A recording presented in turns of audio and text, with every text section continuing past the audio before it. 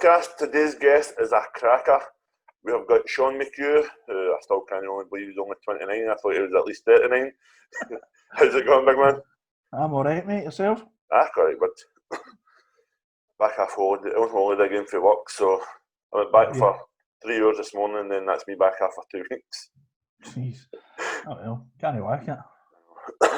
So, you grew up in Blantyre, and then you moved to Hamilton in 2002. Yeah. What was the reason? Just family moving? And So my mum and dad split up when I was young, so primarily lived with my mum till I was about 11 or 12. And then I lived with both, but primarily with my mum, and then my dad moved up to Torhead Farm in 2002. Aye, big move and all that, you know. Purely because I've got a brother and a sister. My brother stays with my mum, but my sister was sort of 2 or 3 at that point. And when my dad was staying, there wasn't any range round about for her to play with or stuff like that when she was going to be grown up. So my dad bought a house up there so that obviously she had folk to play with. But there was loads of folk up there when I moved up as well.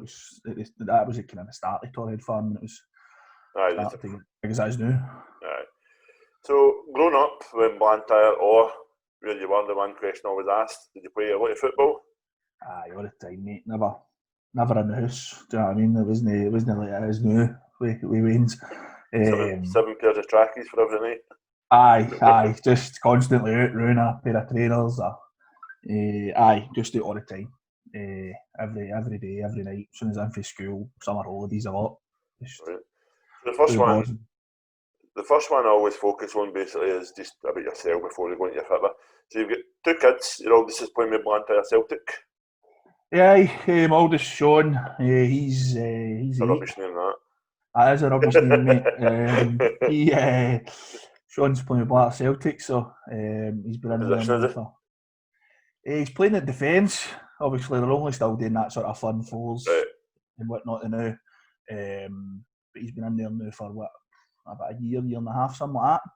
It's a big guy I used to play with, actually. Adam Cassidy, he's manager.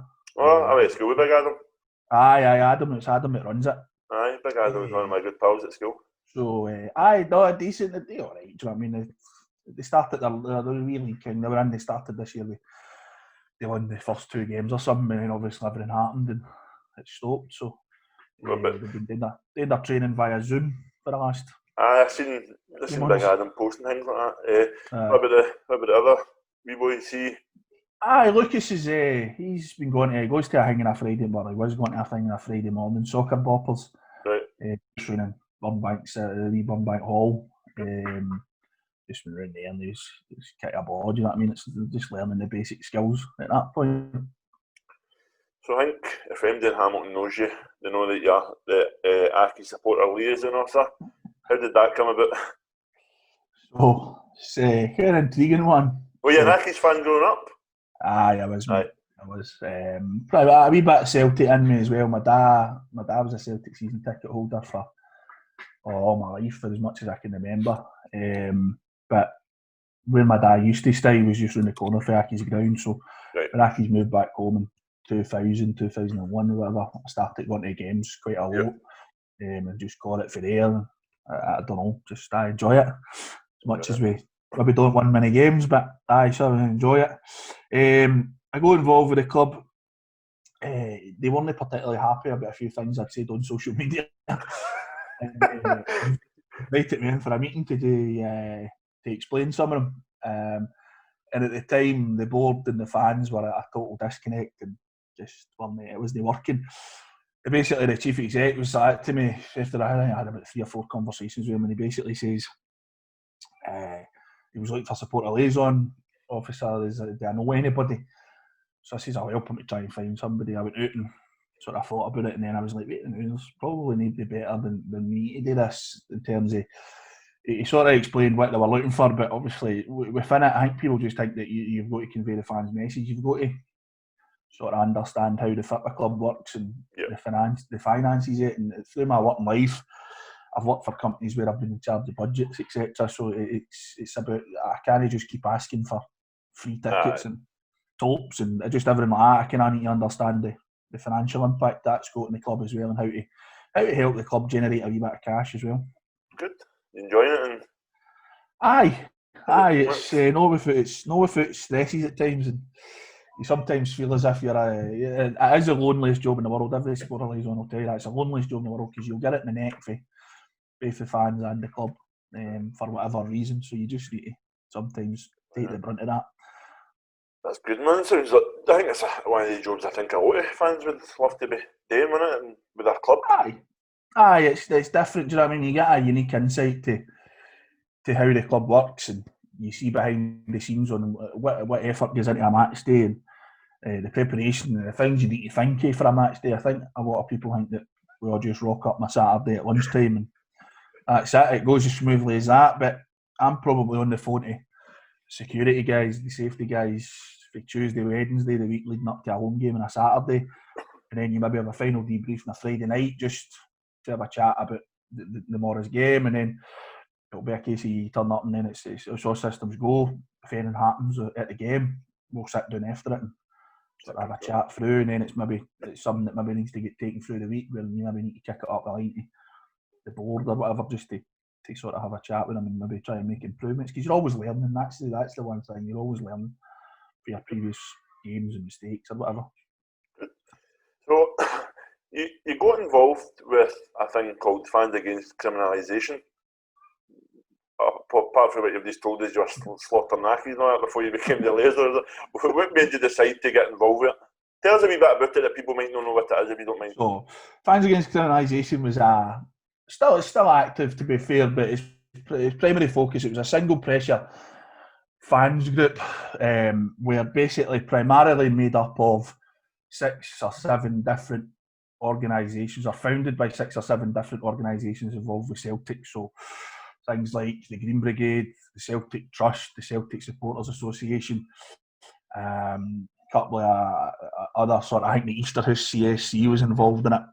And basically it was set up in response to the Offensive Behaviour at Football Act that was created following what's dubbed as the Old Firm Shame game in 2011, I think, when McHugh and Lennon were fighting each other on the touchline.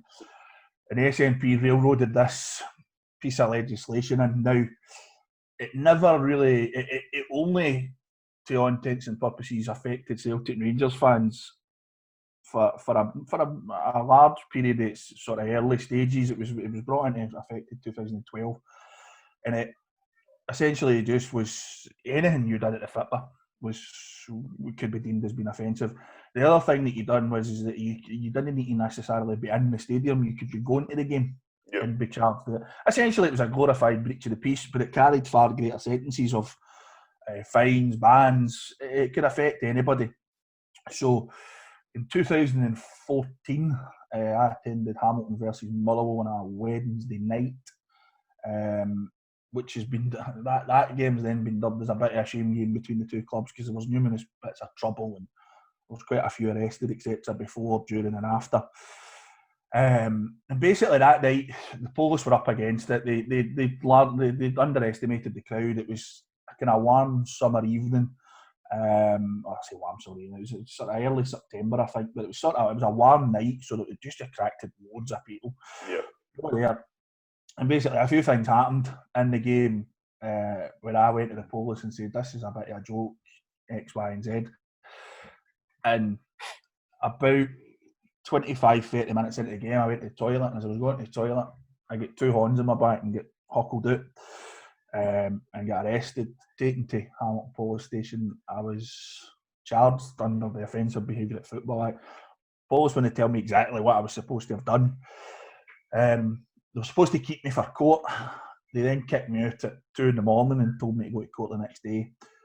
When I went to court, I'd still had no idea what I'd meant to have done, etc. So they then alleged that I had shouted, sworn, and gesticulated in a manner likely to cause a riot at a football match. So basically, to cut a very long story short, because this then dragged on for 10 months, where I was banned for the games. So bail conditions where I wasn't allowed to go. I pled not guilty. Is this while you were liaison officer as well? No, this is before that. So involved in the liaison officer in 2017. Sorry, this is 2014 getting into 2015. So eventually the court case comes around in late April of 2015, and basically it goes up and there was 3 Polish. The Polish got their order wrong, where they were. I don't know what that was all about. They basically couldn't corroborate each other's story. They had made up that I was using a cutting motion across my face, that I was going to slash somebody. One says I'd done it with my right hand, one says I'd done it with my left hand. Judge would have a field day with that, man. Aye, one says I was shouting obscenities at the Polish and I didn't move away from him. One says he pushed me away, which he did. When I went to him, I think it was the 3rd time I went to him, because they were throwing coins, lighters, they had a flare that they threw a part of the flare into us and all that. And the Polish officer shoved me away, but they basically they couldn't get their stories right. But I think the biggest sticking point was one said there was a flare, one says he heard there was a flare, and another one denied there was a flare. So it was like the judge was, you could tell she was a wee bit like, what? Anyway, we ran out of time in the first trial, so it rescheduled for a month later. And I had 2 witnesses with me, my pal and my brother. We went up, they obviously gave her evidence and supported that I hadn't done anything. They didn't have any CCTV, despite the fact that it was Hamilton versus Motherwell. They were majorly up against it, and I could easily have said there was 6 or 7 of the handheld cameras getting focused on the Accies fans, but they didn't have any footage of me apparently, so that kind of tells you the story as well. Anyway, my lawyer said to me, listen, we're probably in for a wait, because you've got to wait for her to go away and make a decision, because she's got to have to compare the notes of 2 trials. My dad reckoned it took her 15 seconds to tell me to stand up and basically kicked me out of court and said it wasn't you. She made a comment that to the fiscal that he should be reminding police officers of their duty, and that they could be perjuring themselves by not getting their story right. Basically saying you've lied. So I got involved with FAC through that. Spent next 3 years with my face plastered over in the media, doing interviews in the paper, on the news. I typed your name into Google. Just to see what would. I was always there every day, and that's all it is. I didn't have to write anything else. Didn't have to write everything's yeah.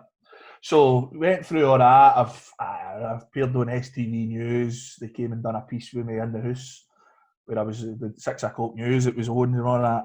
So I done all that. But basically, our sort of sole aim was to get rid of it. It just wasn't fit for purpose. Yep. So through lobbying MSPs, eventually a guy for Labour, James Kelly, took on the mantle of raising it as a vote in Parliament. We went through 3 different stages, and basically, I'll never forget it, 15th of March 2018, we had our day in Parliament where basically we defeated the government. Essentially, it's the first and only time it's ever happened in the history of the Scottish Government that a government has enacted a piece of legislation and then has to remove it from the statute book because it's been proven to not be fit for purpose. Their sort of thing was it was all to do with sectarianism. If you read the full Offensive Behaviour at Football Act, sort of the wording doesn't mention sectarianism at any point in time throughout the whole thing. So it was just basically working class men for the ages of 16 to 25 who were having their life ruined by the police on meaningless charges. Some of them getting their doors kicked in at 6 in the morning for singing a song at the football. Nonsense. I think you're saying like that. There's a lot of fans that owe you a pint at least. Listen, I didn't do it. That was the one thing that the whole group sort of said is we didn't just do it for ourselves. We didn't do it for each other or for the organisation. We done it for our fans because we all want to go to the football and not have the hassle of what we were getting. And it was just overzealous policing essentially. But that was then born out of a government who had railroaded a piece of legislation because it used its majority in Parliament to get it through in the first place. The first opportunity had to not have a majority, and every other party with the SNP didn't want it in place, and that was proven. Superb, man. As I say, it's a big thing you've done, and I don't think a lot of people owe you thanks. Not me, because I'm an angel at the football, but so obviously about your Accies liaison, I think, any stories you can tell us? Must be some funny stories. What about the one Tam wanted to slaughter Martin Cannon? Thomas. Aye, you Thomas get that. Aye, you get him slaughter the manager and shouting a lot of nonsense at people. You just get some of the funny things. It's just you listen to people's views on things, and then you think, I know the bigger picture here, and I know people try to tell you a story what happened, but you know the full gist. Aye, the full. I think just stories. I think just I've been involved in a few things with the club, obviously since I came in. The fraud thing, so I knew about that. The 2017 staying up the playoffs, I knew what that meant, and a lot of people hear a lot of criticism to the guy Colin McHugh, who's our chief exec. Colin phoned me that morning at 7:30 on the Sunday morning, the second leg, and basically says to me, I don't know how we're going to do this, but he told me the figures involved if the club get relegated and what it would have meant to the club. And that was the one thing I tried to say to people is that the guy saved the club on countless times through the way in which he's done it. The fraud thing, he recruited, it was somebody in the board made a mistake. The club's staying alive. The club's staying alive now through the current situation. If we'd get relegated back then, it would have cost a lot of money to the club, but he would have kept the club alive. And then just the good times, do you know what I mean? Like the sort of wins that the win at Ibrox just before the obviously the lockdown, etc. was special. Do you know what I mean? Because there was only 70 odd Accies fans or something that night. And just to indulge in that, the players coming there, that was the other thing. The next morning, my big daft face plastered all the papers again because two of the players came here and celebrated, took my phone off me and were taking selfies and all that ways. So just sharing the good times as well, the staying up and stuff like that, just getting to celebrate with the players, things like that. No, it's you get a unique insight, that's for sure. Right. Right, we'll move on to your Fitbit career. Again, I didn't have a clue about all this about Fitbit.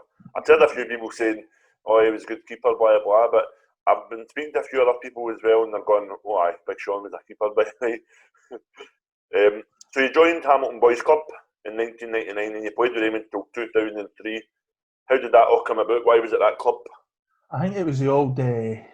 remember the advertiser used to have phone numbers and adverts for That's brilliant, that. I think that's what it was. We are looking to recruit a striker. Aye, phone up here, or we're looking for players to come and train. I think that was it. My dad had a no bad junior career, right. So my dad always sort of was on it, mate, get you in playing Fitbit and stuff like that, and he sort of just obviously organised it. I went in there, but the problem is that I was a year above. I was playing a year above my age, right. So I was a year younger than everybody, right. Which helped me, I think, actually, to be fair, as time went on. Toughen you up a bit. Aye, because I was obviously playing outfield, and at that time you kind of get moved about everywhere. Yep. I was tall for my age when I was young. Taller than anybody else when I was young, so it was get moved about. So it was like start at defence and then right back. And they moved me up front eventually, and that's where it kind of worked when we went to 11 asides.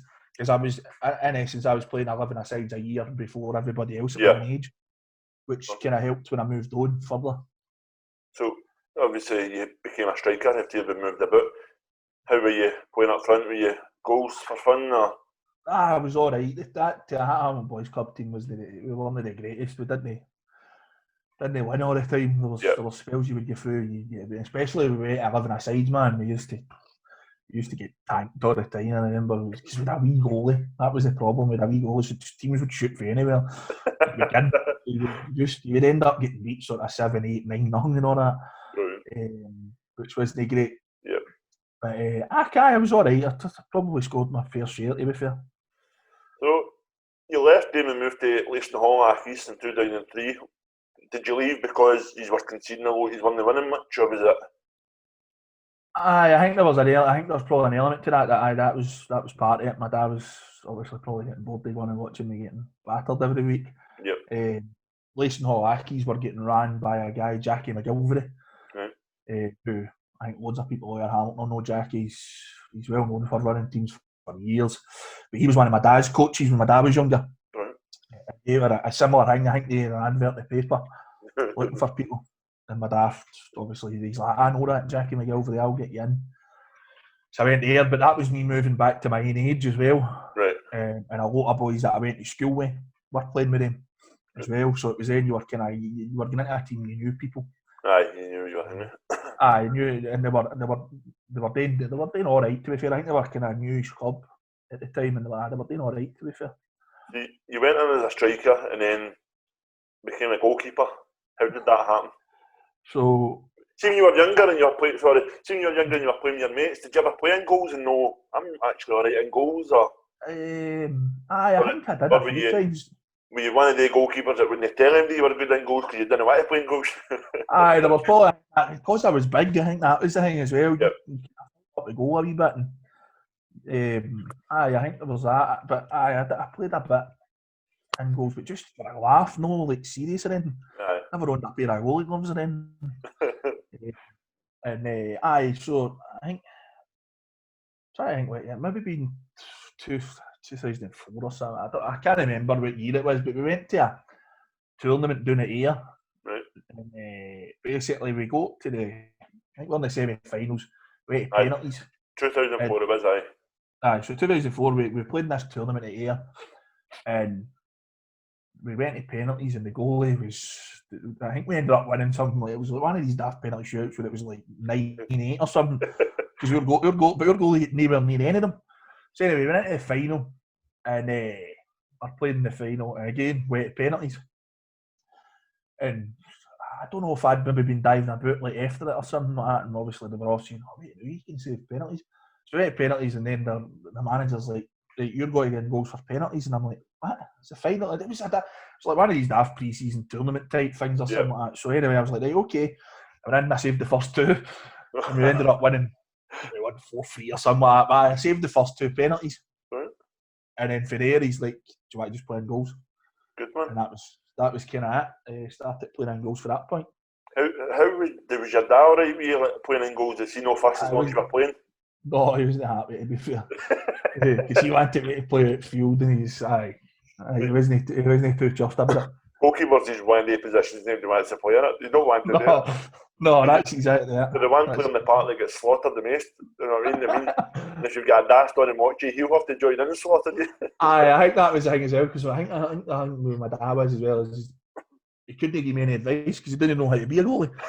So, do you know what I mean? He was always telling me like, "Oh, you should have ran there," or I moved there or whatever. But as a goalie, he was like, "Well, you should have saved that." Goalkeeper, you should have dived. Aye, put your hands on the ball. So you played in the semi-finals of the Scottish Youth Cup. Aye, we went on a mad run. It was played some decent sides. I think we did a couple of sort of relatively decent teams at the time. We got to the semi-finals and we played Syngenta Juveniles or something. I think they're for Falkirk or something like that. Sounds like anyway, that way, doesn't it? I played them. So we played them at Larkhall Thistles ground. So we kind of like, that's no far to travel. It was a kind of Sunday lunchtime kick-off, roasting hope. And turned up. And we, as I said, we had no bad side. We held our fair share. We won. We'd win any sort of daft league tournaments we went into. We'd win it. We were top of the league. We'd won the League Cup that year. And we're into that. So we're pretty confident. We're in. We get spanked 6-1. An absolute down after them. They were just a top side. I think they ended up getting on and winning the final, something daft, 7-0 or something like that. But they gave us an absolute hiding. So, again, you moved club. You moved to Avonbridge Boys Club in 2005. Aye, so Avonbridge, Hamilton Accies were first in the league, Avonbridge were second in the league, always tight games. Boys waited John Ogilvie, some boys waited Hamilton Grammar and Ernock. It was all that kind of boys for Fairhill, boys for Whitehill, all that kind of rivalry. Games were always right feisty and would always be dead tight between the two clubs. But when I was at Hamilton Accies, I don't think we ever get beat with them, or I certainly can't ever remember getting beat with Avonbridge.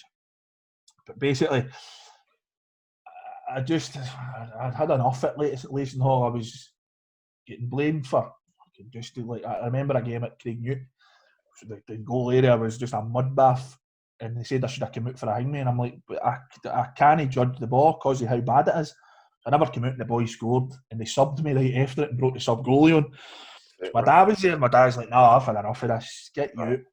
So basically, moved to Avonbridge. Their goalie was a boy, Ryan Marshall. Ryan, who plays with BSC Glasgow in the Lowland League.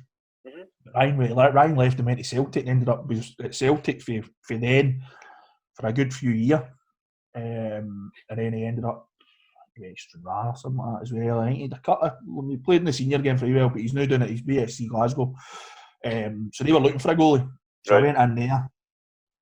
And obviously I knew the standard, I knew what I was getting into anyway, so, and I knew all the boys because they were off of Hamilton anyway, so you were sorted.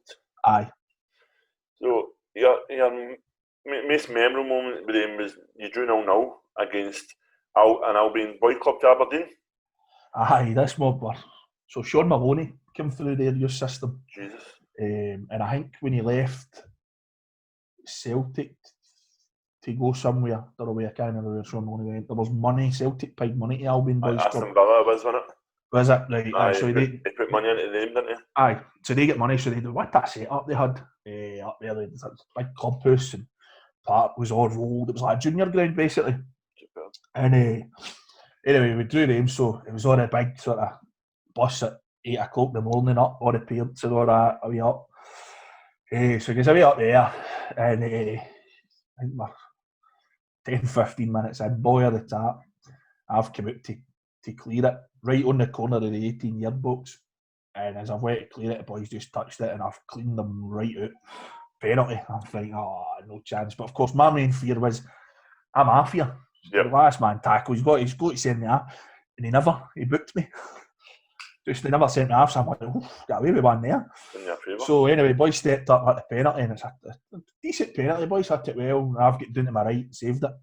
And that got on, and they got their penalty, and that's got their back up right on the referee's back. After that, the referee, but our team, we did quite a few boys in our team that weren't scared to put the boot in. So we just you noticed they were a wee bit like, what's going on here? Started to put the boot in, and we ended up doing nothing each of them. Probably should have won it. I remember a chance late on we had to post. But they had won, I think they'd won the Scottish a couple of years running, or had got to the final or whatever, so they were a right good outfit. So we got them back down to Hamilton, and we ended up getting beat 4-3 in extra time after. But I think we were 1 or 2-0 up against them, and it was one of the sort of the old youth game down the bend. Aye. There's huddles there, do you know what I mean? There's quite a few parents watching, and they're all cheering and all that. So they knew they were up against it. But they ended up they beat us 4-3. But it was a decent game. One of my more memorable games that I can remember playing in, that's for sure. Super. I think what we were saying about like Maloney, I think in Scotland it's a big thing when you see players doing it, and they put money back into where they started their career. Again, there's a lot of amateur teams that we talk about. You've got pro youth team, you've got your junior, but I always appreciate it when players put money back in, because they wouldn't be where they were if it wasn't for them. 100%. That's I know. Certainly nowadays there's a point system for your youth academy that you get, where basically if you place, so say you're releasing a load of players and you place them with other clubs or whatever, you get points based on that, and it then helps your funding. So that's how, for instance, if you look at Accies, a lot of Accies players will either, the youth team players get loaned out to junior clubs, or they end up moving to junior clubs after they leave Accies. Well, that's something I had actually noticed, I had actually noticed. So there's a lot of clubs should be doing that. I think Motherwell do quite a lot like that as well, get them placed with junior clubs, and and it helps your funding. Obviously, Celtic does maybe a wee bit harder, but they've maybe got the power to go and place them in the lower leagues, do you know what I mean? League 1 or League 2 or whatever. But there's guys, and then you've seen in recent years the amount of guys leaving the amateur game to go into the seniors. I think there's a boy in the news, just I've seen he's just signed with Stirling Albion, that played with, I think it was one of the sort of Open Saints or somewhere up that sort of region, was playing with Queen's Park last year, but he's just signed with Stirling Albion. There's other boys that have come out the amateur game and went into the senior game, and there's more and more clubs in the lower leagues, and the situation they find themselves in now, that might be a thing where the amateur clubs will start losing players to senior clubs in the next couple of years, because the clubs in League One and League Two have not got the money to go and maybe sign players for, maybe not just the junior clubs, but maybe the league below them or whatever. So there's certainly going to be chances for boys to move on, that's for sure. Definitely. So when you were with your previous team, were you ever scouted? Was there anybody there watching you? Actually, that game against Albion, a boy came and approached me after the game and said he's from Aberdeen and was interested, etc. At that time, Aberdeen used to train or had a kind of training thing in Hamilton. It was for the west of Scotland. There was a boy when I was at least in Accies. There was a big boy went for us to Aberdeen and trained with him and used to train with him on I think it was a Thursday night or something like that. He would train with him. I did a wee hang in the west of Scotland, and he sort of was like, "Do you want to come?" And I was like, "Well, here's my phone number," but I never ever heard anything. So you did move to Gretna 2006 and 2007. How did that come about? How was it? So Avonbridge Boys Club became part of Gretna in terms of they were Gretna's a boys club. They ended up calling themselves Gretna Boys Club. And then what they did was it meant that Gretna just had the first refusal on any of the decent players. So sort of 3 or 4 days would go and train with them, or do various things and go as a wee bit more exposure, because we were then carrying the Gretna name. And obviously at that time Gretna, well, that was in 2006 was the year that I'm sure they got to the Scottish Cup final. Yep. So obviously it was when their stock was high, and there was a few years used to go and train with them, but certainly the goalies used to train all together, right, just on a Friday night. Right. So there was only sort of a couple of times that I was there when I first went in. It was Alan Main was the first team goalie. Right. So I trained with him once or twice, I think. There was a boy, Greg Fleming, who I don't know where he is in the game now, but he was at Carlisle and stuff like that down south. Trained with him a couple of times as well.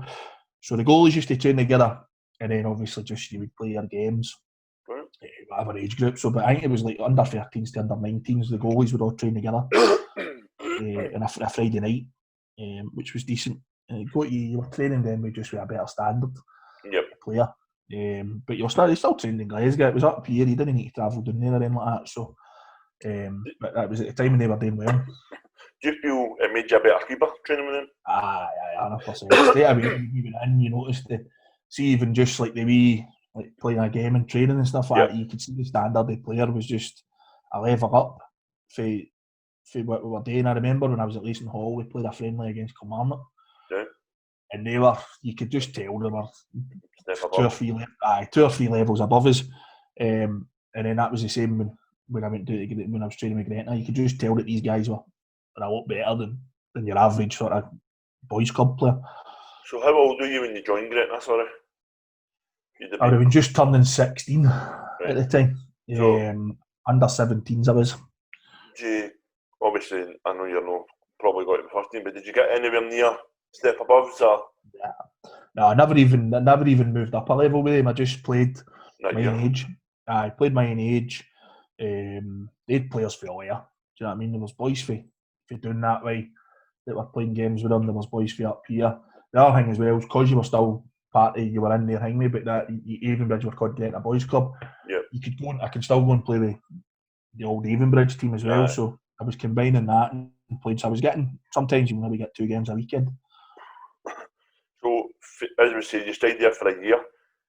You then moved to Alloa Athletic for 2 years, from 2007 to 2009. Aye.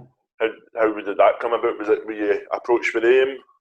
So basically, there was a boy. The Gretna thing then started to. You could tell that there was no things weren't going right, and obviously the first team they were spending money they just didn't have in the end. Did you ever meet the madman, Miles Brooks? No, never met him. Sadly, I'd have loved to have met some of them, but can't be sure he's Aston Martin or something. For a clean sheet. So sorry, Alloa Athletic. So I went back to. So basically, I went back. There was a wee spell when I went back, and we were just playing with Gretna Boys Club essentially. I was playing games, and then there was a boy playing in the middle of the park. We was taken up to train with Alloa, and then I think they needed a goalie for a friendly they were playing in, and they asked him, could they get him one, and he's like, aye, I'll ask Sean. So I ended up going and playing a friendly with him. It was at Coatbridge. We played against Hibs. and we won 1-0, and I played quite well, made a couple of decent saves, and they're like, do you want to come up and train with us? Aye, okay. So you would train, it was twice a week, but it was through there. Right. So I had to rely on my dad taking me up, stuff like that. Tuesday night and a Friday night it was. So ended up was up there, and it was decent, to be fair.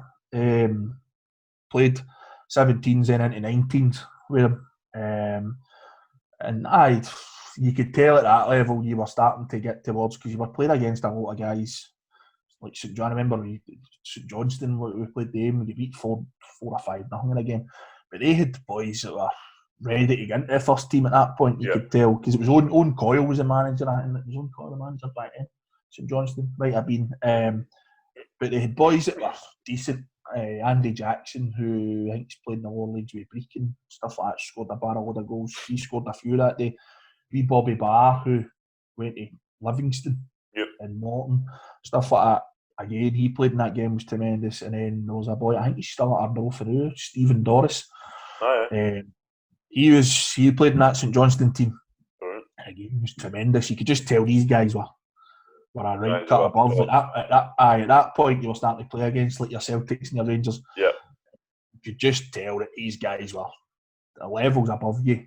And our obviously Hingway, you're there at all. You would only get a pro contract if you were anywhere near ready to play in the first team. Yeah. Majority of boys in that team were never. I don't even know if any ever made it in a game. As I say, a lot of their boys, they were all local. For up that sort of way. So it was again, you felt like a bit of an outsider because you were travelling a fair distance, and then some weeks you couldn't make it to training and stuff. Obviously, you play all your games up there as well, so it was a bit of a trek. So is that why you ended your time here, just because you weren't going to get a contract? You didn't see yourself going further? Aye, that was essentially it. Essentially, it was getting to you're nearly like 18, 19, and they were saying that basically, they were going to move you on, and they weren't going, because I think you're getting to that stage where they would have probably had to offer you a contract. Yeah. And obviously, clubs like that are part-time, they need to watch every penny. You need to watch your budgets. And I was never, as I say, the team that we had, they were never going to make it at the first level. So, it is a big drop, but no, if you know how good Edelwood are. Do you know what I mean? You've dropped from Alloa to Edelwood.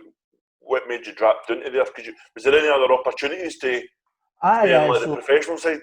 No, there was nothing like that. But see, because I'd never done anything to stand out or anything like that. It was just through the motions, really. Yeah. So Edelwood, if I'm going to be honest, I didn't know who they were.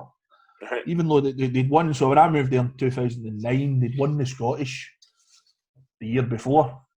I think the 2008-9 season they won the Scottish. And I didn't even, like I say, I didn't know who they were. Didn't know anything about the amateur game. Didn't even know it probably really existed. Knew the junior game existed, but there was no idea. But again, it was like they maybe find a boys' club or something and just play there for a couple of years and see what happens.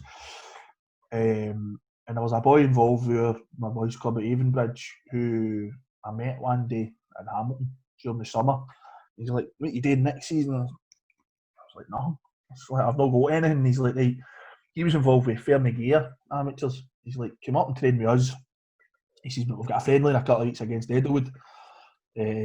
I'll get you a game."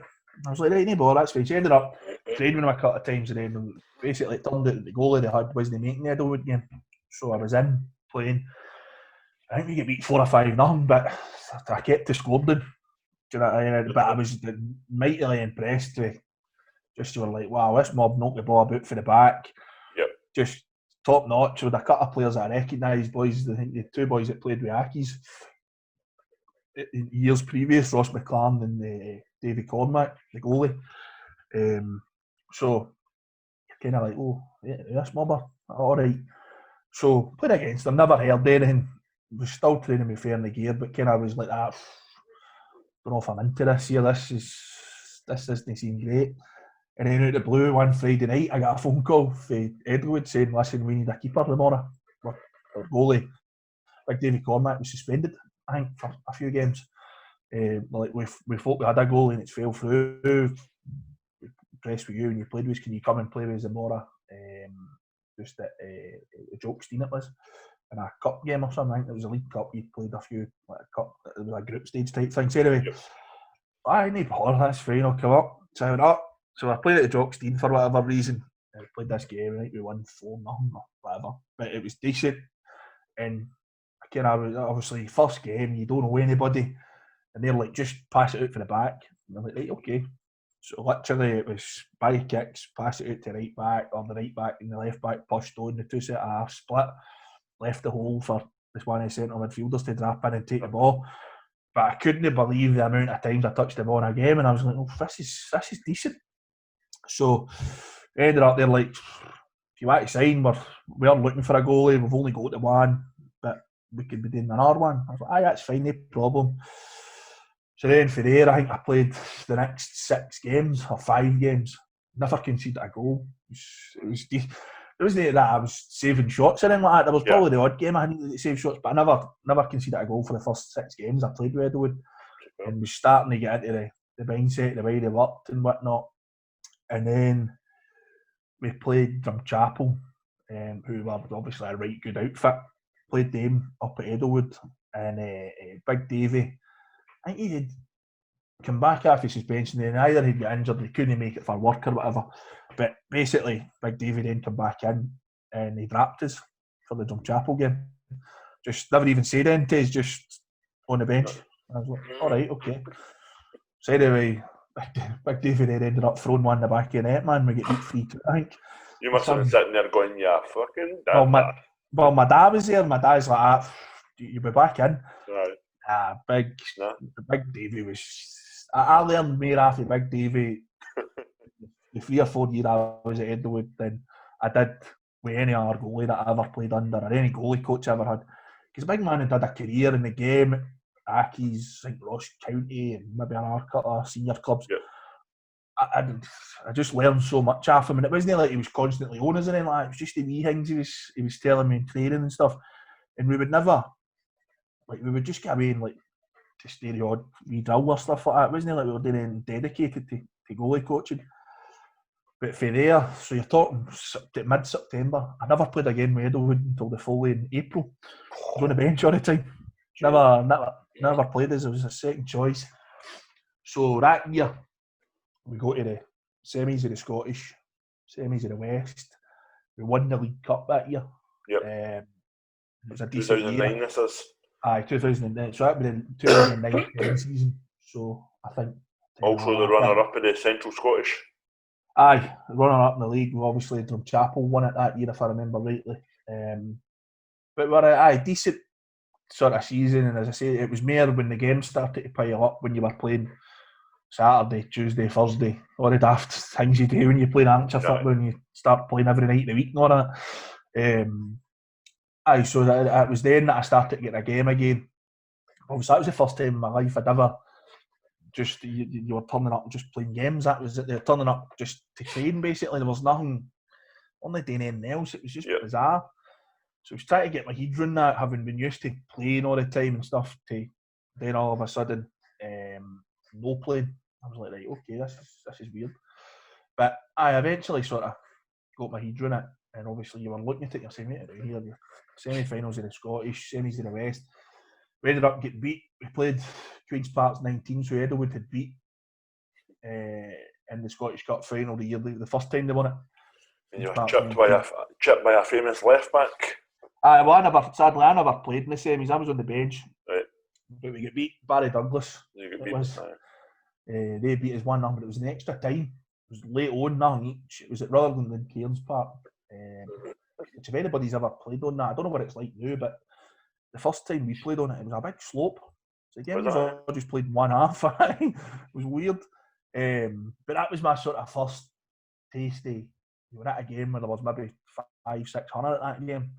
And obviously a big foley in watching Edelwood, and we get beat 1-0. We then played the Tuesday night at Kirton Tilloch in the semis of the West. Aikenhead Thistle, who were quite unfancied, to be fair, came from nowhere, beat us in extra. I'm sorry, in fact, they beat us in penalties, if I remember. Again, sat on the bench, but it was then that kind of experience of waiting, right, this mob's getting to the latter stages of these cups and there's decent games. Yep. So you can see that the players are stepping up. And then obviously the next season was obviously the glory season. Similar sort of thing. Just again, played early in the season, then never kicked a ball the rest of the season towards the end. And then Big Davey breaks his finger. Was it you that done it? No, I don't know if I can't even remember how that. Breaks his finger.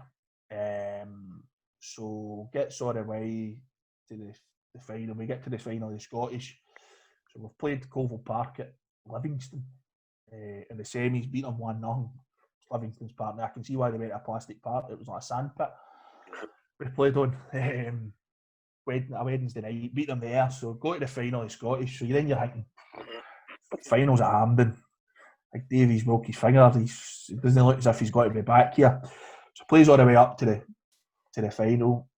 Trains on the Tuesday. Big Davey comes out with the gloves on, does a wee bit. I says, "You playing?" And he's like, "I don't think so." Pulled in after training, and he's like, "I'm just going to tell you now, I'm going to play Big Davey in the final." Must have been gutted. Like, okay. Aye, I was a wee bit, so I was like, right, okay, all right, nothing I can do. Do you know what I mean? That was the. Nothing I can do, you prick. Aye, to be fair, the thing was, the way I looked at it was I was young still. Yeah.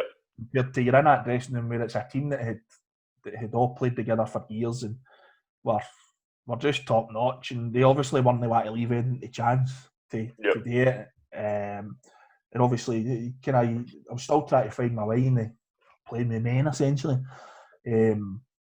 So there was that kind of element to it. I was a wee bit gutted that I wasn't going to play. But Big Davey kept saying to me all week, just be ready on Sunday, because I don't know how long this is going to hold out for. I don't know how long this is going to hold out, so just be ready, be ready just in case anything happens. The slightest wee thing, you'll be on. So I was a wee bit gutted, but then I had a strange setup. I had to work on the Saturday, so we're playing the Sunday. I had to work on the Saturday. So the team trained on the Saturday, and then we're staying in the Hilton at Bells Hill. Jesus. And I ended up, he's like to me, right, what time you finished? I was like, 7 or 8 o'clock. He's like, there's probably no point you coming and staying in the hotel, just stay in your own bed and come and meet us at Carrigan's in the morning and get there. I was like, right, that's fine. So I never stayed with the team the night before. So kind of missed out and all that, kind of build up, all the boys. The bank on that. Aye. So anyways, the Sunday, gets the bus, we're out to Hamilton and all that, and you don't really think about it. That's the one thing, you're like, oh, you want to play at Hamilton? It's just, aye, let's go on it. And then it's a full experience. The bus goes down underneath into the dressing rooms, and it was Dundee United played Ross County the day before. We were in the Dundee United dressing room. Dundee United won the cup, so you're like, all right, okay, we're in their dressing room and stuff. So, see you're in that dressing room, do you think of your own going, oh, do you know what, this could be a lucky dressing room? Does that go through your head? I don't think so. I don't think at the time it did, but probably I think after it, certainly you're like, right, we're in the Dundee United side here, we're going to have their dugout and all that, you're there. So you then go a walk, and the one thing, anybody that's been behind the scenes at Hampden, you don't realise how bloody far the walk is for the dressing room right out. Yep. So we've come out and you walk along, so we turn right as you would come through the double doors where you get greeted with a big Hampden, and that's when I was like, oh, yeah, now here. You're at Hampden. This is real now. This isn't kid on. This is proper. And we went out, and obviously you walk across the park, and you're like, Jesus, this is the one thing I actually say still to this day. I didn't think the park was as big as everybody makes it out. It's mere the surrounding. Yep. How big the surrounding is. How far away the stands are through the park. Aye, that's what made it feel a lot bigger for me. I just thought the park felt normal. I didn't think the park was as big as what it was. So I went out, and then take a crow, we done a wee walkabout, and then the captain and a couple of boys that had been there the years before, I just pulled his hair and just sort of gave us a wee pep talk before we went into the dressing room. And then you get in, and it's just from there it kind of becomes a normal game. At that point, you just get yourself ready, get out, the alarm up, stuff like that. And obviously, Big Davey wasn't able to do too much, so I done quite a lot of the warm up, the shooting and all that with the boys. Done all that, and then obviously you're in the dugout, and Eddlewood that day we must have had close to 1,000 ways. Must have been, but obviously you're playing Drumchapel, who had a big crowd with them as well. Yep. So it made for a decent final. They were a decent side, and then wee Stevie McHugh pops up with a header, ropes it in, we win 1-0. That last sort of 20 minutes, 25 minutes was nerve-wracking because they're kind of attacking us and we're just holding them off, and then you win. I nearly broke my ankle running down the stairs to celebrate in the park, just about fell. But just incredible to think you've won the Scottish. Would I like to have played, but still a part of it. I played in the early rounds. You're part of the squad on the way up to it, do you know what I mean? So I played. And the way you got them there. So you play your part. That's the one thing. So I can always say that I still played my part in it.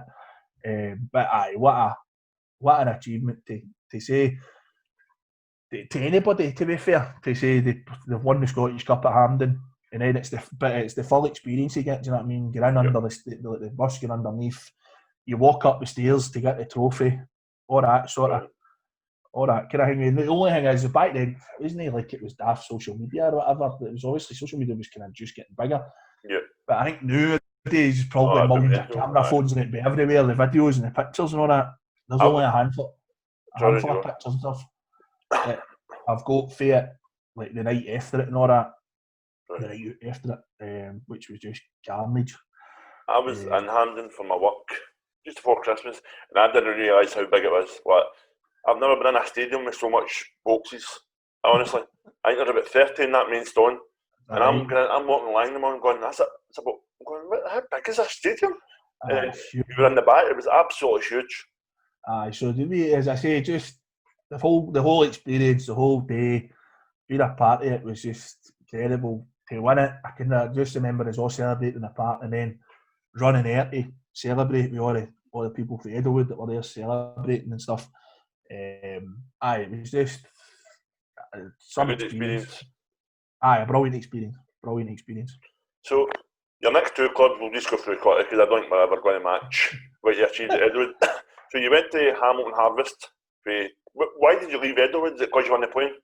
Because I wasn't playing, mate. Still the same thing for the next couple of years. See, the whole time I was at Eddlewood, I was 3-4 years or whatever.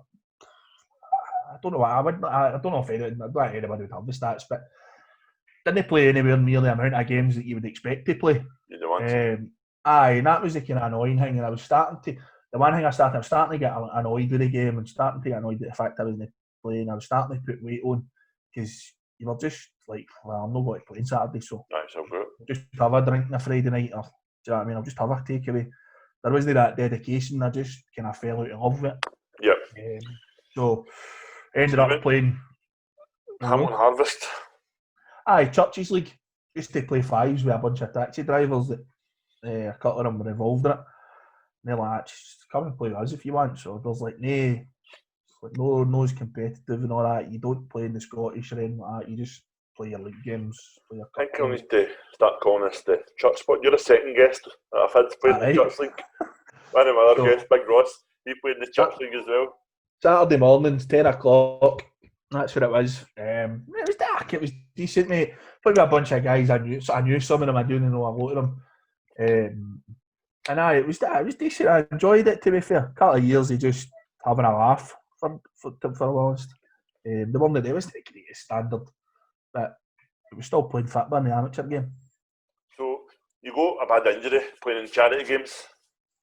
Yeah. I think that's you saying, I asked you the other day, why are you not still playing? You said, my ankle's like chocolate. Aye, mate, it's gone. Just totally innocuous to boys. Boy at the top, I've come out to clear it, and the boys caught us, and I've still got the pictures, to be fair, actually. The boy actually rips right through my shin guard, right through my sock, right through my shin guard. That's right, I was there watching that day, and I can't remember it. Remember the referee sent me off because I was shouting him. That's right. He says he never touched me. He's like, the boy never touched you. You gave a throw in to him for me. I cleared it, and obviously the boy caught us. The boy didn't mean it. There was nothing in it. The boy was there to be won with the boy. I've met the boy since. a few things like the charity stuff and the boys, sorry, and I said, hey, listen, at the end of the day, the ball was there to be won. You're growing apart and you're rushing yourself. You know? Aye, so I don't know what happened, but basically he's caught me obviously up at my shin, but it's come down into my ankle, and basically my ankle bloomed up, and it turned out it was my ligaments what I've done. And for then, mate, I just can't do anything. That's the main thing. I can go walking. As soon as I start to run, I think it's just when there's any sort of pressure put on it, it just balloons up. Yep. Gives me pain in it, and sadly that's it, done. So a great football career. You helped at the Cardiff Boys Club coaching and South Lanarkshire. I think that I've done South Lanarkshire when I was still playing the churchy stuff. Just a boy I worked with says they were looking for a coach. Did you give him a wee prayer before games? I didn't mean no. Saturday was like that's the thing about the church. Like people think that happens. There was nothing like that ever happened the whole time I played it. Anyway. The only thing was the weirdest thing was the Player of the Year. Hamilton Accies Player of the Year, dude. There was no drink. The whole of that was weird, man. You glanced at all of that. Cheers, it was a Wednesday night as well. That was our strange thing. You can't have it on a Saturday because you might have mass on a Sunday.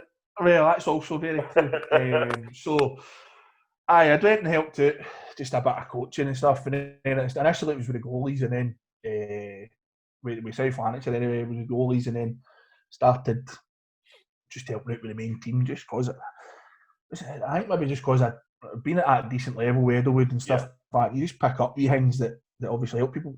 I don't have any coaching knowledge. Do you know what I mean? I've done a couple of coaching courses, but that's it. Nothing spectacular. But just because I'd been involved with a team that was decent, you could just learn a few things and just passing on wee hints and tips to people, the professionalism and stuff like that would help them.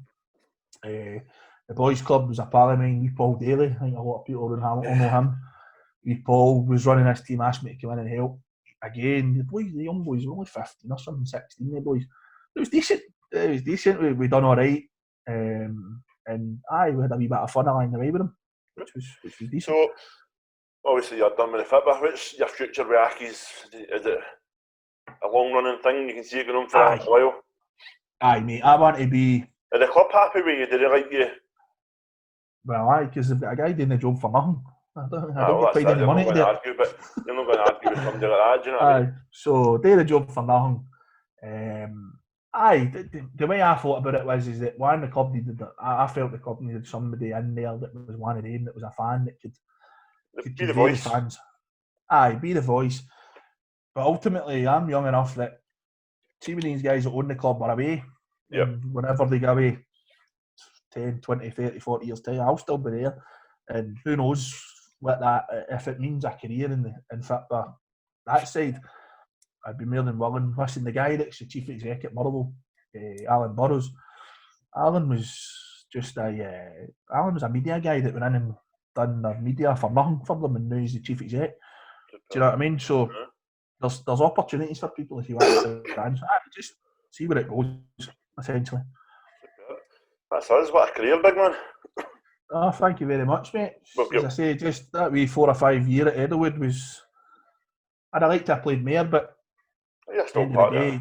Still won trophies that a lot of people maybe don't get the chance to win. So I've got a wee quick bonus questions for you, wee quick fire, just short sentences. So, best player that you played with? Big boy called Libby. Played with Edelwood, Alan Litster. Had everything.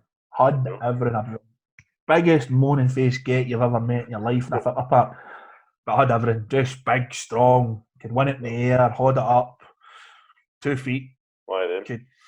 Could not make a mermaid. Was just incredible, the big guy. Best player you played against?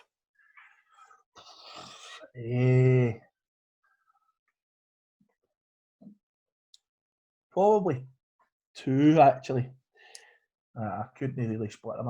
I played against Darren McKinnon when he played with St Pat's. Scored twice against us. Daz was a wee stocky guy at the time. Right. Does he remember playing you, no? No, he doesn't ever remember playing. He remembers playing against Edelwood, but doesn't remember playing against me, which is disappointing. I've got to know Daz quite well, and he's somebody who I consider as a pal, to be fair. So Daz won, because he was tremendous in that game. I just remember he was just box to box. And then there was another guy, Mick Kennedy, who was a centre half with Drumchapel. Right. Was just solid. Mick's new, I think he's the manager of Darvel Juniors. Right. He's involved with Colville Park. It was just brilliant. Just one of these guys that didn't go and win it in the air, just stood off people, pulled it down his chest and could play it for the back. And it was just solid. Best stadium you've played in? Hampden. Worst Don't know stadium? if he couldn't be playing it. I was on the bench. But aye. I'll claim it. You were there, you were part of the team. Worst stadium you've played in? Arbroath. Arbroath? I don't ever go, man. Horrible. And it was roasting when I played in it. It was horrible. With that wind coming off that sea, no good. Player you played with that you thought was going to be something bigger and then never?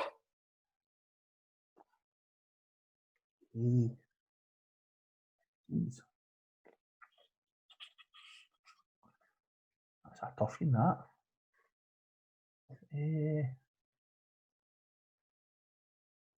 Wee guy, I tell you actually, there was a wee guy at Leiston Hall Accies, Sean Maguire, his name was. Right. Central midfielder. Was just decent, just had everything, 2 feet. Decent, obviously at that age. Could put a tackle in, could score goals, but I don't think I can't ever remember him being on the day and then again. Player you maybe played with that went on to something, but you would never have expected him to go into something? That one's easy. Stefan McHugh. I played with Stefan at Avonbridge. And you remember back in the day, he's a wee guy. Now, obviously, his brother played with Hibs. Yep. Wee Jinky played with Hibs. But Stefan, he was brilliant. He could play, but he was that wee slight figure, and you thought, it's just not going to happen. He's on a right good career. I think he's still in the senior game now. He stuck at it basically and just learned. He kept learning and obviously built himself up and became strong enough to. I think in fact he scored the Ibrox once. So I know he's a boy that I would have said back then, just was maybe too wee, and he's stuck at it. What would you tell your 15-year-old self? Stick in at it. Dedicate yourself to it, even when you're not playing. Do you know what I mean? You know, look at guys that have sat at the benches at all these clubs and, do you know what I mean, have all these medals, and you're still involved. You still need to play your part at a certain point in time. You're called upon. So I stick in it. It's probably that. Any regrets? I couldn't have played on longer. That was that. Just injuries. Part of that's obviously when I stopped not playing all the time. Yeah. The dedication goes, and then you start piling weight on, and it doesn't happen anymore. That's us, big man. Superb. No problem at all, mate. That was a great career that nobody would have imagined. Again, but that's what the good thing about this is. Nobody expects it until you ask the questions. That's it. I think a lot of people just would probably say you were the guy, you were on the bench every week or whatever, or but you were still a part of it, and still. That's it, mate. You're still a part of it. Played my part, and if you could bottle what you had at Edelwood with the professionalism and everything else that the guys had there and the setup, people would be astounded by just how good it was and how good we had it for being in the amateur game. Superb. Thanks very much for your time, big man. Really appreciate it. No problem at all, mate. Superb, man. Superb.